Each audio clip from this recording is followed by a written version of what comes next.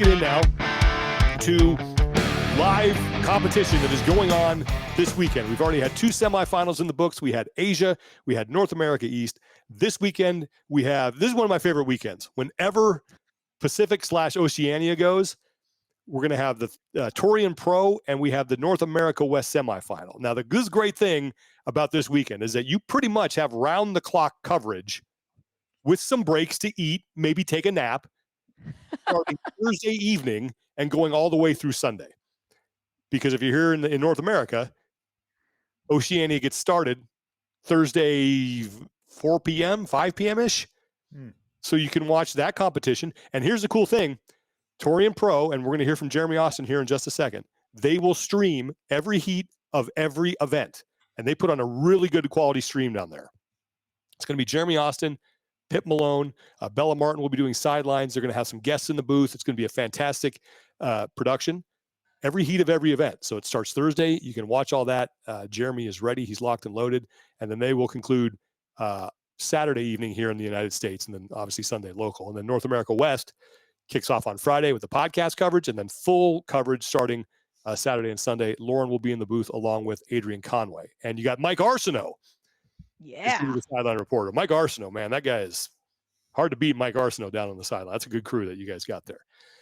So we're going to go through our storylines to watch.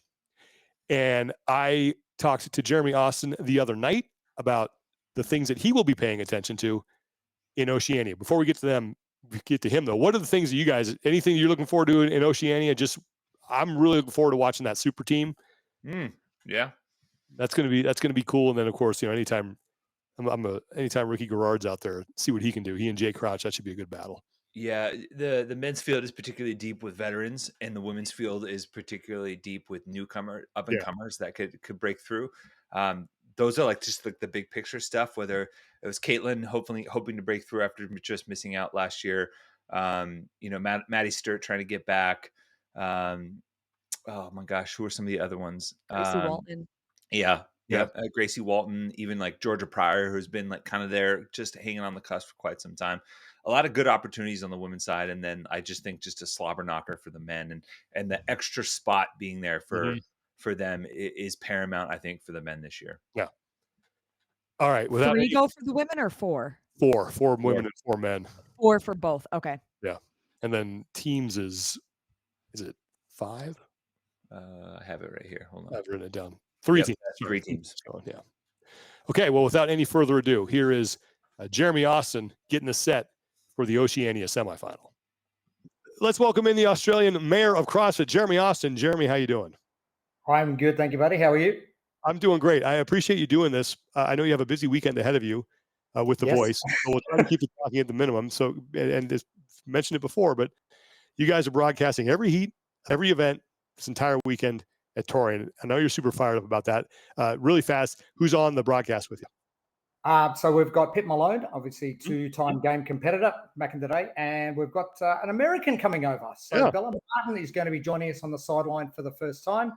We've grabbed the microphone off her hand from the main floor, and now she's going to be joining us. So we're pretty excited to have her on board.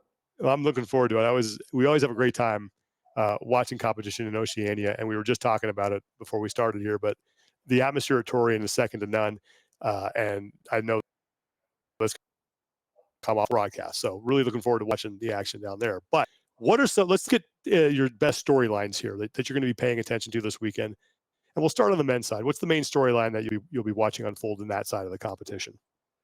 Well, we've just found out, obviously, from last week that we have now got an additional qualifying spot for men and women. So that opens up a big can of worms for the entire field.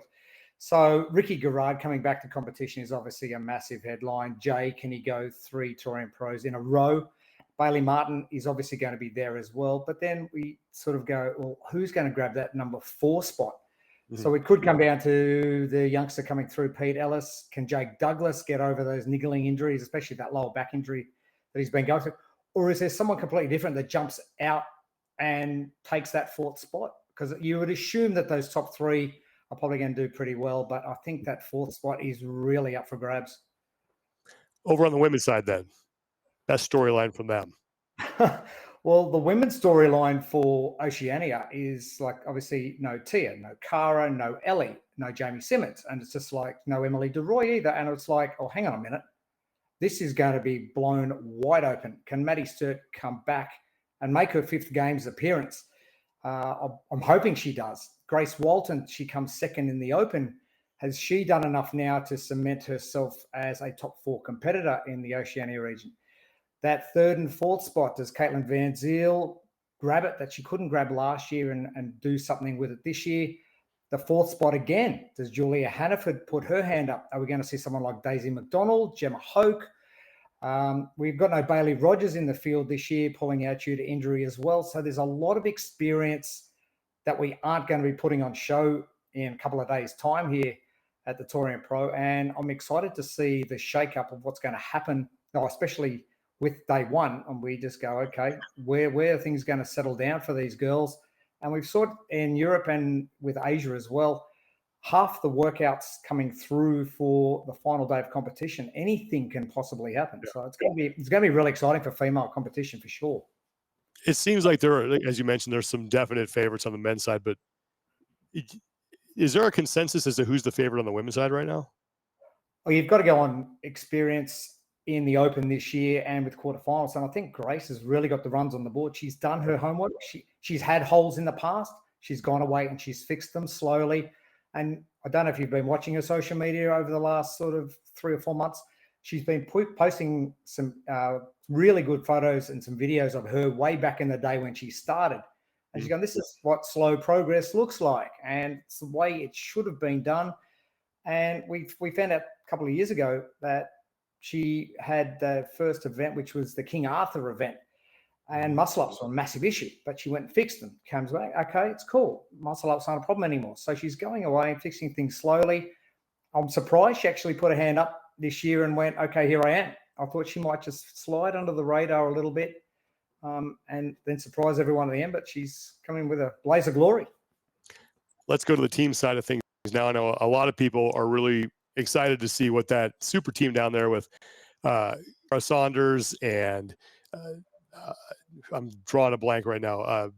Emily DeRoy. Yeah, the whole crew. So that's oh, I went back and watched that the other day. It was crazy. Anyway, oh, good. They come in 4th best coming into Torian. Was it their best showing with quarters? Probably not. Have they gone about their business and worked out how to maximize their opportunities for the semi-final? Only 2 days of competition. That's going to be a lot easier on the older bodies. I say older because I am one of those older bodies.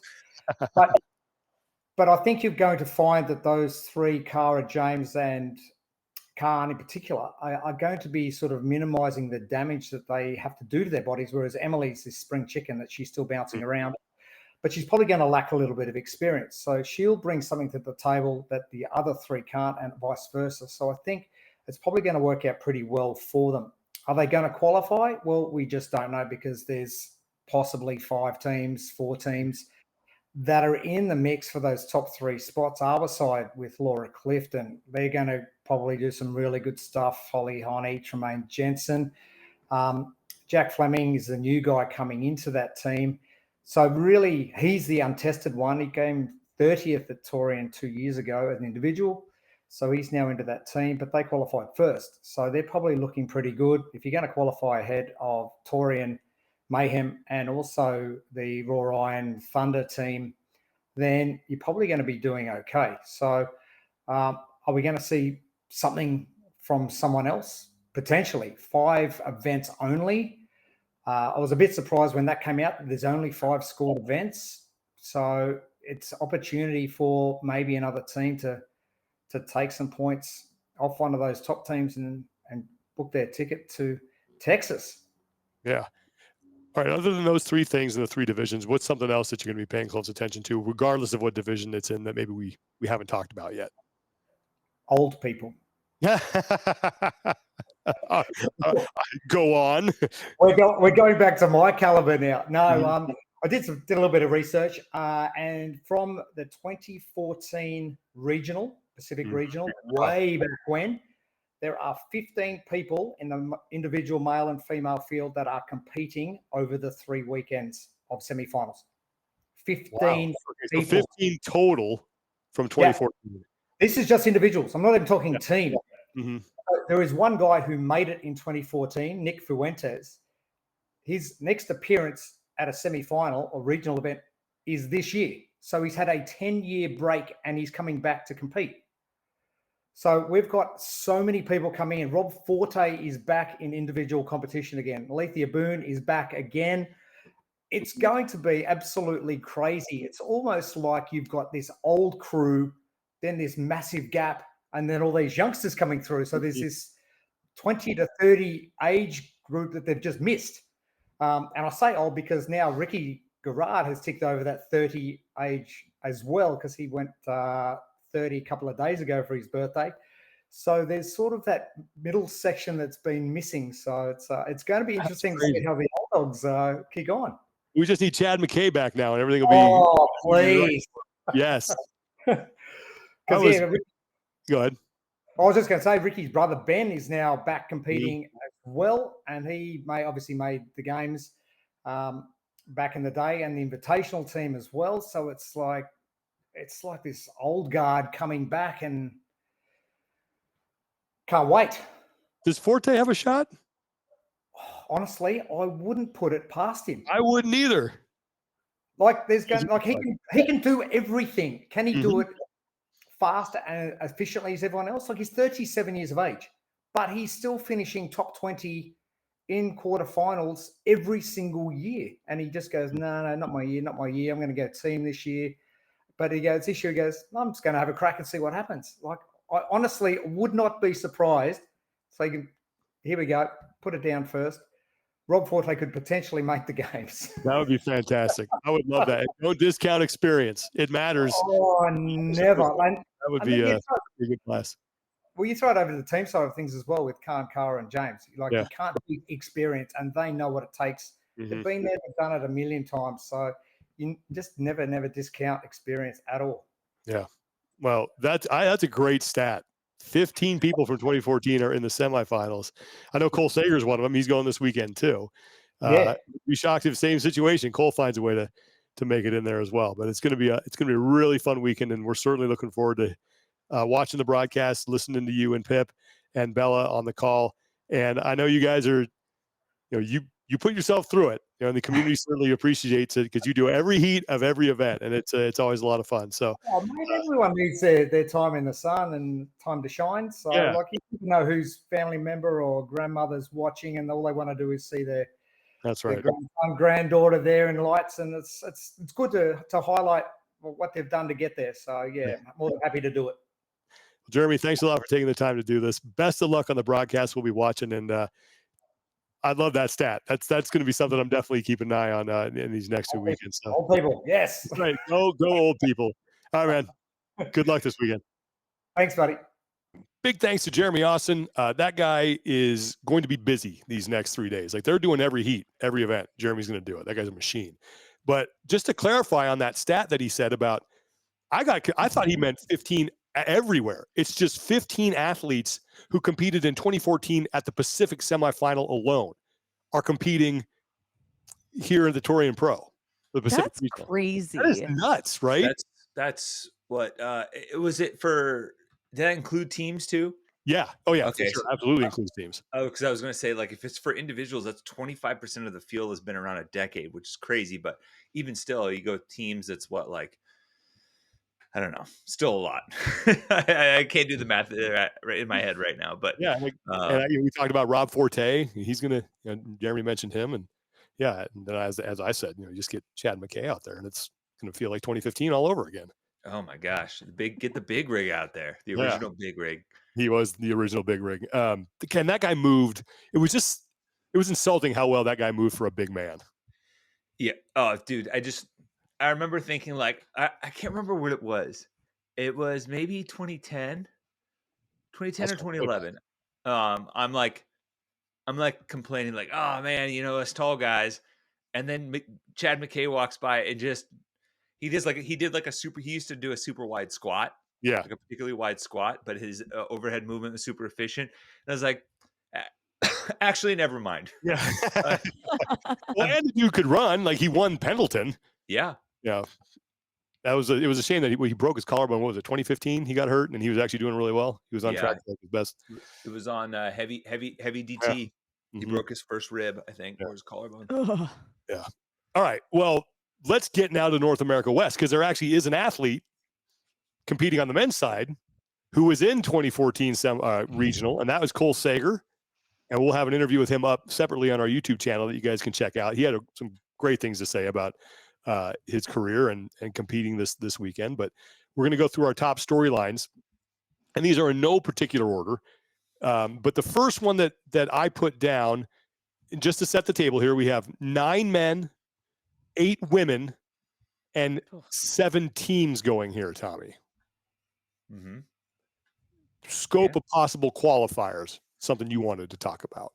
Yeah. So this is something that was a direct result of what we saw at Europe this past week. Mm-hmm.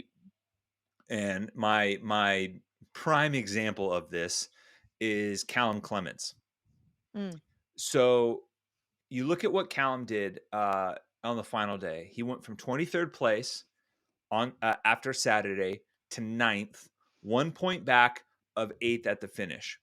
So 9th would have gotten you in at West Coast. So reasonably speaking, he could have finished 7th or 8th by a point here or there.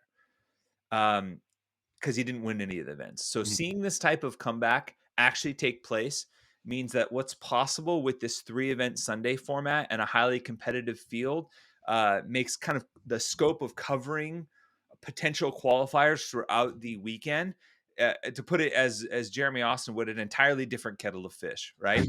Because now you can have someone that goes not just from the second to last heat, but from the third to last heat, from heat number 2, be able to make up that ground significantly. And you could even argue that someone lower than him, so like maybe 25th, if we're talking about like a Laurel Horvath type day where you're winning events too, because Callum went 7th, 5th, and 3rd. So there was still plenty of points on the table for him to chew up. Now it almost like opens up the playbook a little bit of, like, all right, who do we have to keep our eye on this weekend? Who do we got to start making sure we have meaningful coverage of in earlier heats at semifinals, right?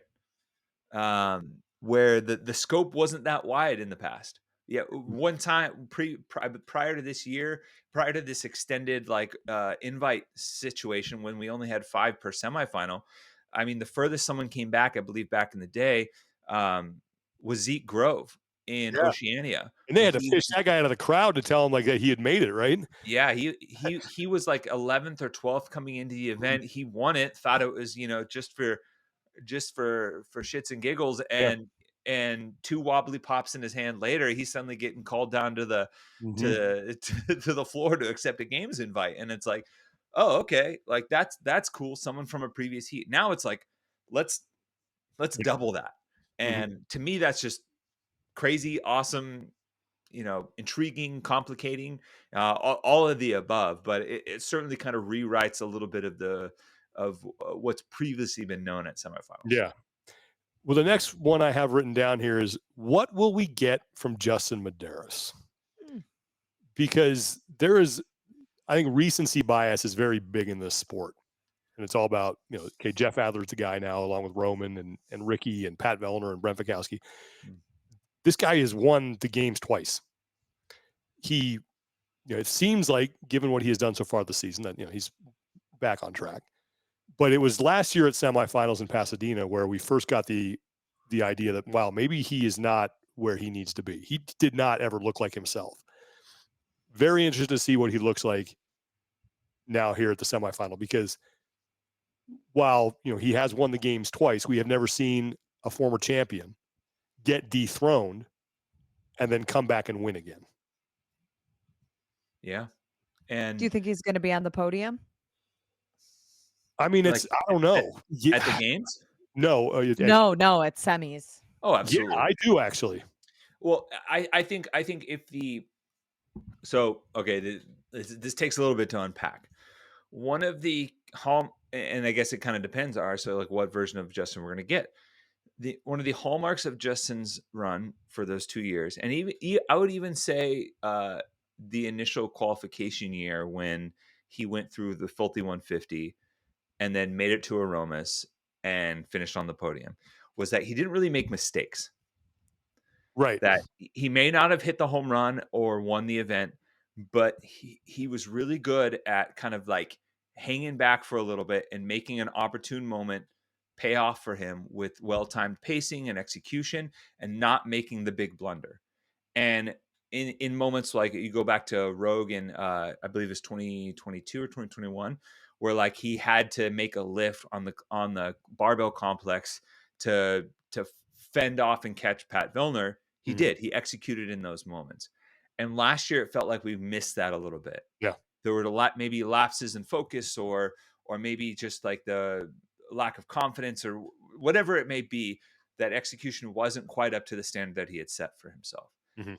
And I'm not gonna lie, we've seen that happen a few times in the past. We talk to athletes like Katrin or Annie, when you talk about like we have set this high bar for ourselves, and suddenly a little thing pops up here and there, whether it's an injury for Annie or whether it's a less than stellar training off season for Katrin, and that becomes a very difficult standard to maintain, right? Yeah, for sure. Mental and physical toll. And so I wouldn't be surprised if we see Justin be able to get back to the elements of execution, regardless of fitness, that he doesn't have top 3 push for the win type fitness under his belt on any given weekend. So Yeah. All right. That's the first one. Next one I got on the women's side. Can Alex Gazan repeat as champion? And if not her, who's the favorite? I mean, I think because last year coming into Pasadena, it was Ariel Lowen, Alex Gazan, and those were kind of the two. And I think that's probably who you would point to again this year. mm-hmm. Maybe, I mean, you could maybe throw Emily Rolfe in there because I think she was 3rd last year in Pasadena. Yeah. I mean, and I would look at, I mean, more than likely, Emily Rolfe will be, it's hard to say actually, because there are some good runners in the field. But assuming that barbell is light enough for her, like I thought the women in particular manhandled the barbell on that first event a little bit better than the men in Europe. So with that in mind, it puts the emphasis even more so on the run. And to me, that's just got Emily Rolfe written all over. So I would assume that she would start the weekend off with in really good position. Yeah, with a first or a second. Depending on if some of these other athletes, someone who's a good runner but also can move it a little bit better than her can clip her. But yeah, I don't. My issue is the snatch event. Yeah, with Emily. Yeah, for sure. I think what we've seen from Europe is that the winners of the events, and even I guess even Asia too, but I think what will be the case for the winners is that they will be able to maintain a clean run throughout semifinals without having that finish of 9th, 10th, 10th or lower. Right. And I think the snatch event for Emily Rolfe is a 15th place or worse finish for her. Okay. But not for, I mean, I think Alex Gazan's got a really good shot here. Yeah. And Lauren, anytime you talk to Justin Collar about Alex Gazan, he's like, she's going to be the fittest on earth one day. And he's not shy about saying it. He's not shy about anything that he believes in. I would say if I were going to pick my podium right now, it would be Alex Gazan, Ariel Lowen, Emily Rolfe. But the snatch event could.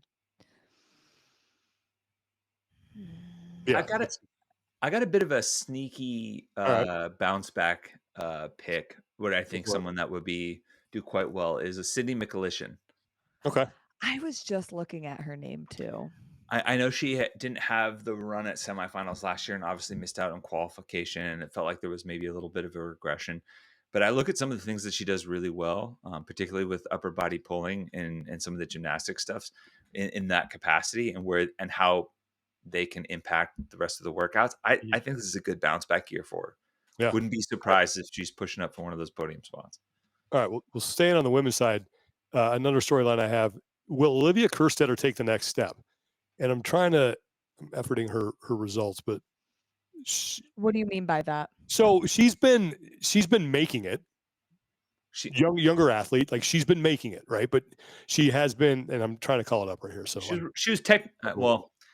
So look at worldwide. So where she was 7th in the North America semifinal last year, 16th at the games. For her age, incredible, right? That's great. Is this now And the her year where rookie year. yeah, is this a year now where it's like, okay, now we're top 5 at semifinals. Now we're knocking on the door of maybe a top 10 finish at the games. Because that's, if I'm looking at the progression of an athlete, that's what I would say the next step would be for her. Yeah, it may be unpopular opinion. I don't think, and if they were only going to give one rookie of the year, they should have given it to Yella. Just saying. She won rookie of the year, but she wasn't the highest finishing rookie, which has been the case for every single year. If they were going to give one each for men and women, then obviously she should have won it. And I think she was more than deserving. And on any other year, she probably would have been just as deserving. But the fact that Yella Hosta finished 10th and didn't get rookie of the year, I think that's a shame. Yeah, that's taking nothing away from. No, I understand what you're saying, because usually the criteria has been simply who finished the highest out of the rookies. Yep. But yeah, so I'm a big fan of Olivia's. I think she's got the right people around her. I love Jacob Hepner. She seems to have her head on straight. But there's a ceiling there that has not been reached. What do you consider the next step? I think, like I said, I think top 5 semifinals, pushing for a top 10 at the games. Yeah. I don't know that necessarily needs to happen for me to think that she's moving the needle. Just knowing how young she still is, she has so many years ahead of her that I think if she can finish around the same placement and have a couple home run workouts while she still works on her weaknesses, and then in the next 2 to 3 years is really when we see her get into her prime, I think that tells me more about the athlete and the longevity of the sport and doing things the proper way than if she were to just have a huge home run year this year and then retract the next year's. I would vote the opposite. Okay. Yeah, you took the words right out of my mouth. And I also think that we've become a little spoiled with the performances of, the Haley's, Mal's, Emma's, in how how quickly they've advanced once they've broken through. And I just think maybe, I don't know if this is the right way to put it.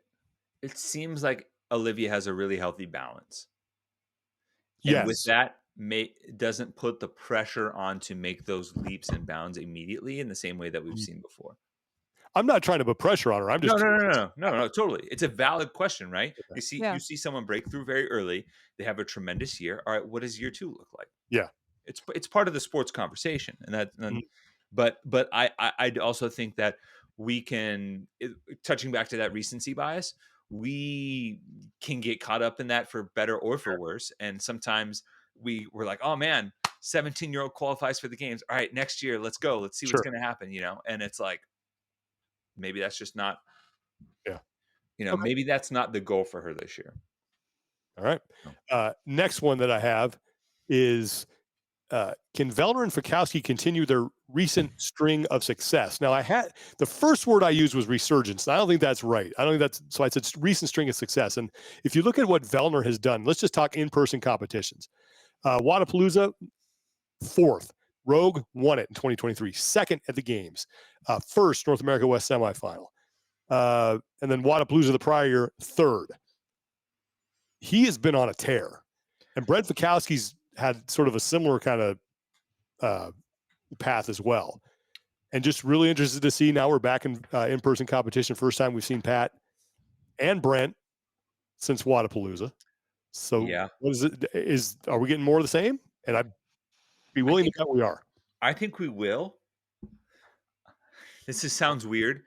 I wouldn't be surprised if we see a big name miss out on the games this year, similar to what we've had with Yona. Yeah, agreed. I don't necessarily think it's going to be Pat or Brent, because I think that would require some sort of injury based on the skill set and what's actually presented here and how well they execute. But I do think we'll get more of the same. I mean, you kind of spitballing off of what you just said about Pat. Pat, in my opinion, male or female, Pat's the greatest CrossFit Games athlete to have never won it. Agreed. And if he does win it, at some point, whatever has to happen for that, he instantly becomes, and it's tough because I don't want to. He makes a case for the third best male, I think, because of his longevity and how much he has won across the board at multiple stages and podiumed multiple, like basically doubled up every podium spot. Now, I think Justin still has him edged just by virtue of winning multiple titles and having a podium finish behind it. But there's something to be said about the longevity of it all that I think puts him, keeps him in that conversation. Yeah. So of the games veterans, who do you both think is going to do the worst in event 1? In event 1, man, that's okay. Because in my mind, whoever does the worst in that event is at a huge disadvantage, because then you have to compete the entire second day in the first heat.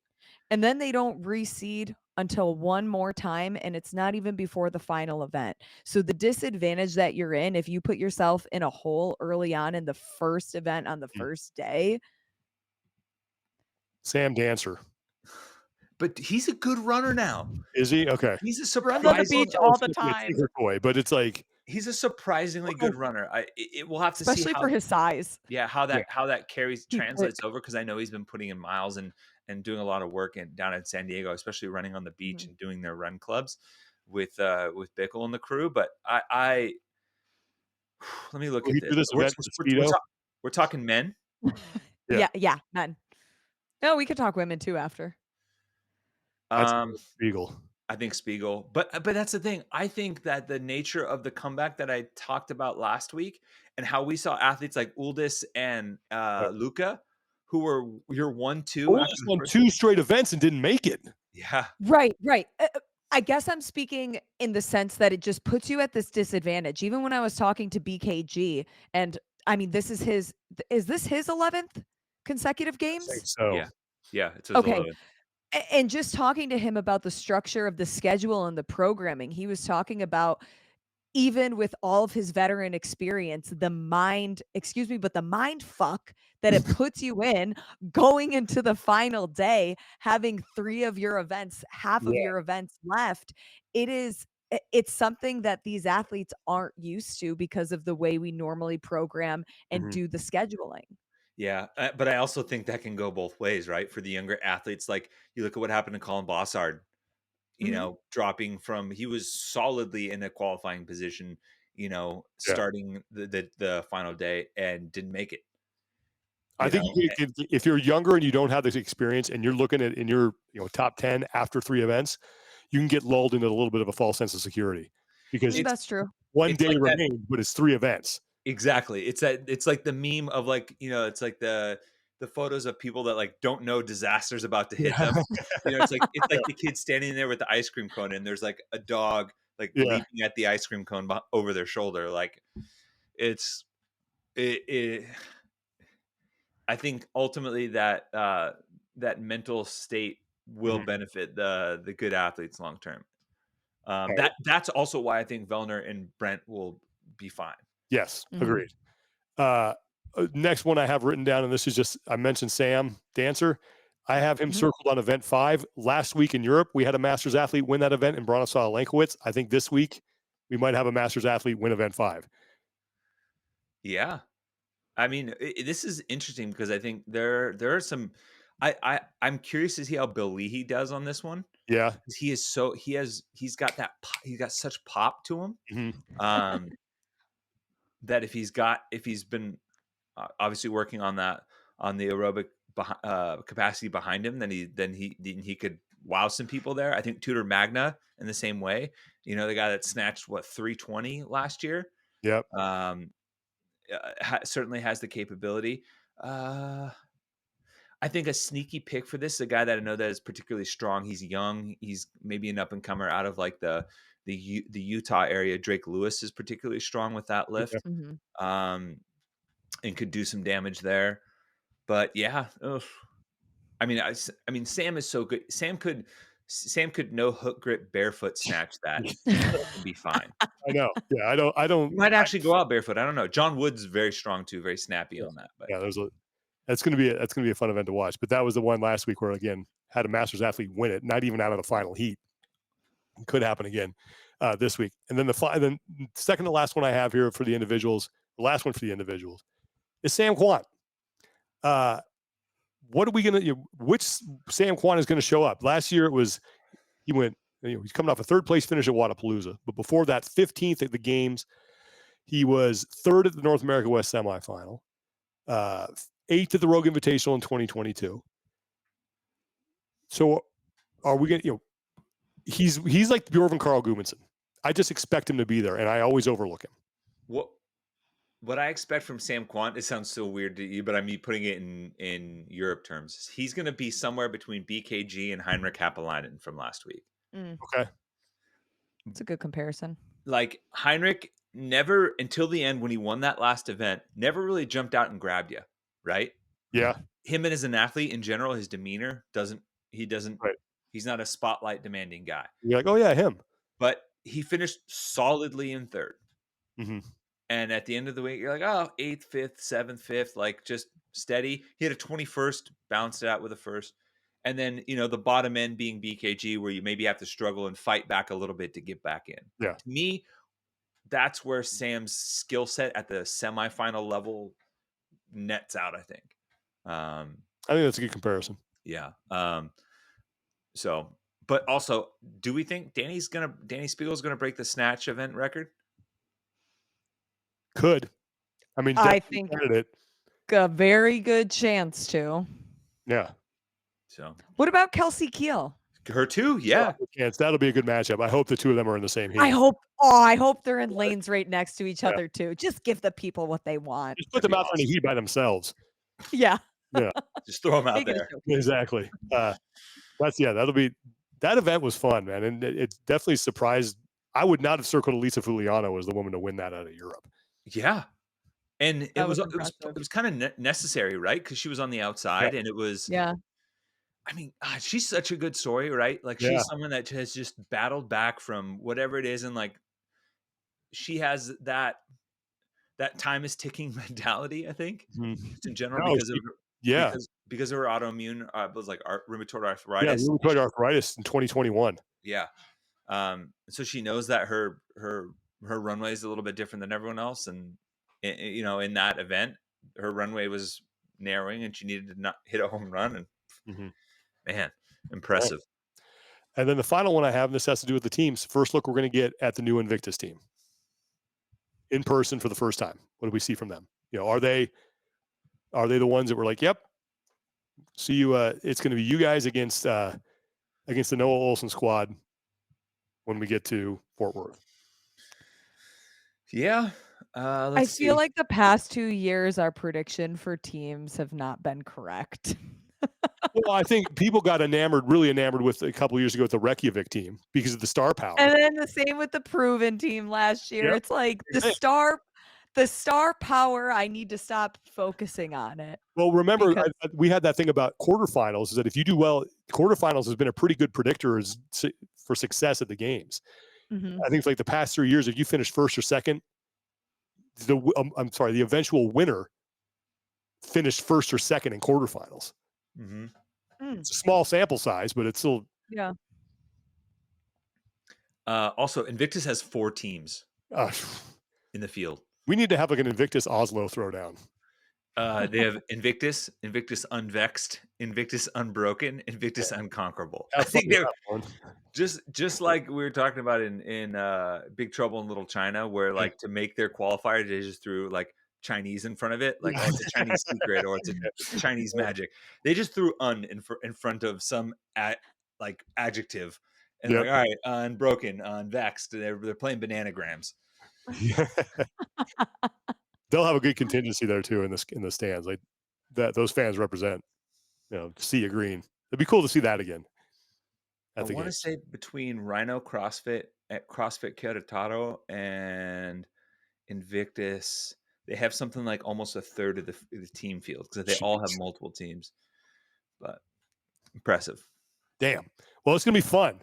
North America West gets kicked off Friday. Podcast coverage for the first 3 team events and the first individual event. Adrian Conway is going to host that, and then full coverage Saturday and Sunday on YouTube and on ESPN Plus. Oceania gets kicked off Friday local, Thursday here in North America, Thursday evening. Every heat of every event is going to be streamed, guys. So Jeremy Austin is going to be working his behind off along with Pip Malone and the whole crew down there. So check them out. It's going to be a fun weekend. And then we close out with weekend number 3. We've got North America East, South America, and then Africa. So those will be the 3 that close. Tommy is now left. All right. So we are knee deep in it. Lauren, best of luck on the broadcast. Looking forward to listening to you and Adrian on the call with Mike Arsenault down on the competition floor as a sideline reporter. That guy's sharp. Love me some Mike Arsenault. Maybe we'll get some action from the Jacuz. Yeah, there you go. Okay, PRs. Oh, that's community support. Do we have any community support we got to get to? We do. And this one comes to us to our friends over at Long Road CrossFit. A member of Long Road has been handed a large hurdle, and they're hoping to rally the troops and support her.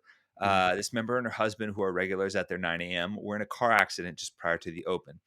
This left her shaken with some potential broken ribs. After x-rays showed a spot on her lungs and a biopsy confirmed cancer, she realized her journey down this road had actually just begun.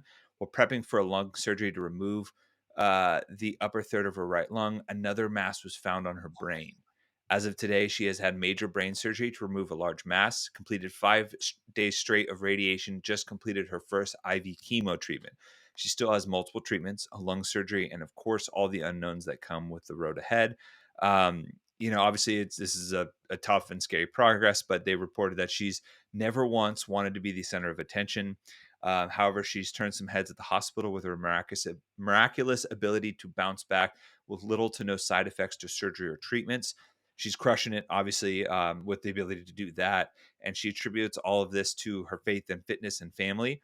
And that the strength that and they said you can't help but know that the strength that was needed for this, she had obviously inside all along.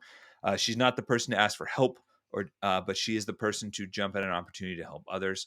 And so they want to support her by buying a shirt through the link in the bio that speaks to her journey, complete with wildflowers, which not only represent her love for gardening, but also her heart, along with saying that stuck with her in this process, which is stronger than the storm. So all the proceeds will be given directly to the couple. Any direct donations can be made via Venmo to @LongRoadCF. So LONGROADCF. Be sure to tag it specifically as a donation. If you want to buy a shirt to support it, you can go to @LongRoadCrossFit on Instagram, and they have a link in their bio to buy a shirt and support. Awesome. If you guys have anything you want us to get the word out on, please send it to us. Send it to us personally on our Instagram accounts. Send us to our Talking Elite Fitness Instagram account. Please include as many details as you possibly can, because we always want to make sure we send people to the right spot so you can get the help that you need. PRs and no reps. I'm just going to go ahead and no rep the medical response to Rebecca Vidison. Like, that procedure's got to change. Like that, it just has to. And I appreciate all the the context and why, but like that, we got to fix that. So that was unacceptable. Take it up with the French. Exactly. Watching it in real life was tough. Yeah, it was tough. Yeah, that needed to change. Yeah, that's tough. My no rep is. Go ahead. I'm no repping Best Buy for selling me the wrong thing. Charger. Not that was twice within a 6-day period. Jeez. That they sold me the wrong thing and quote guaranteed this is the correct one both times. Nope. So they made me come back twice for 2 different things. So hire people that know what they're talking about. They should have just given it to you for free at that point. At that point, it's like, just take it. Tommy? I'm going to no rep a select group of the Louisville police force. Because the more and more the details come out about this Scotty Scheffler arrest, the The more and memes are more so good. the more and more it feels like there was some miscommunication and someone who got their feelings hurt maybe was unwilling to let go of it. And because uh, obviously he's the world's number one golfer and all around good dude that just everyone loves and is just such a like a not one to break the law person, gets arrested the morning before his Friday round as he's trying to enter the venue, as he was following directions from one cop. It's the details are starting to come out, and along with video, and that's the thing, man. Like, you arrest someone of that stature, and so you better 100% be sure of it, because it's gonna come out. And credit to him, he got to be fair, he got an escort back to the course and shot 5 under. Yeah, I mean, call it what you want, but normally when me and my buddies drag police officers with our car, we get escorted back to Nogales or Tijuana. We get a different escort. Yeah, exactly. Probably deserved, but riding in a Ford Escort, perhaps. PR, I got a couple. Just PR to CrossFit to get in the semifinals, I should say, on ESPN Plus. I think that's a win, more exposure. And I have to PR the whole broadcast team from North America, from Europe. I thought Chase and Lucy did a fantastic job. Lucy was great. Lauren Smith was great on the field and I thought I'll say it, were great. All the stuff that Chase had to keep track of in that final event, I thought he did a phenomenal job of communicating that simply. And I, as a viewer, was well informed. I was even sitting there like, man, I wish I would have said that. Like, that was freaking good. They were fun to listen to. So well done, and everybody behind the scenes too, because I know how hard those guys and women work to put that on. So it was a lot of fun to watch. That's my PR. I got 2. So all right, Lauren, you want to go? You can go first. I'm my first PR is so one of the teams competing this weekend, CrossFit Overtake Team Density. They did I'm going to PR them for team building. So they did they did a team building exercise where they had a painting night where they had the little easels up, and you had to sit across from a teammate and paint your teammate as a gift for them. And the outcomes are hilarious. Did Shay send that to you, or did you just see it? Yeah, shout out Shay, Shay who sent she it sent it to me too. And I thought that was hilarious. And if they qualify this weekend, it will 100% be because of the awful nailed paintings. Yeah. What? You gotta give that. Here's just give that post to the crew and the graphics guy in the truck. Have them make the post. Absolutely. Yeah, that's a good idea. And then my other PR is to our good friend Kelly. Yes. Yay! The family grows. Kelly and her husband Kirill just had their first baby, little baby Laz, and something we've been able to see the development of as she helps and supports us and our brand, and they're just the best, and so stoked for them and wishing them all the best in these first weeks with their new little baby nugget. Mm-hmm. Yeah, right. Kelly and Kirill. Lauren? I am going to PR just Europe in general, really bringing the vibes, bringing the entertainment. It was a blast. The people there were super nice. And I also want to PR Chris Madigan with CrossFit. He's like the liaison for outside media, and he was just super helpful with helping me while I was there. Good. So I'm really grateful to that, helping me get on the floor to grab some athlete interviews. So he made it super efficient for our team there. So awesome. All right. This is a good dude. Yeah, Tommy will be on site there getting stuff, and like you said, there's some cool things in the works. We're efforting. Lauren will be in the booth. I'll be cutting highlights for anybody who missed. If you missed action, check in with our Instagram throughout the weekend. We'll have highlights. We'll have interviews. So we'll keep you posted on everything that's going on with the semifinals. And we're like, maybe 26 hours away from action starting in Oceania. Damn. Yep. Have dinner and watch watch some semifinals. So enjoy the weekend, everybody. There are going to be some fantastic competitions going on. Again, full stream every day, every heat, every event of Oceania. Coverage starts on Friday for North America West with the CrossFit Games podcast. That's on the CrossFit Games podcast YouTube account. Mm-hmm. Full coverage starts Saturday, ESPN Plus and the CrossFit Games YouTube channel.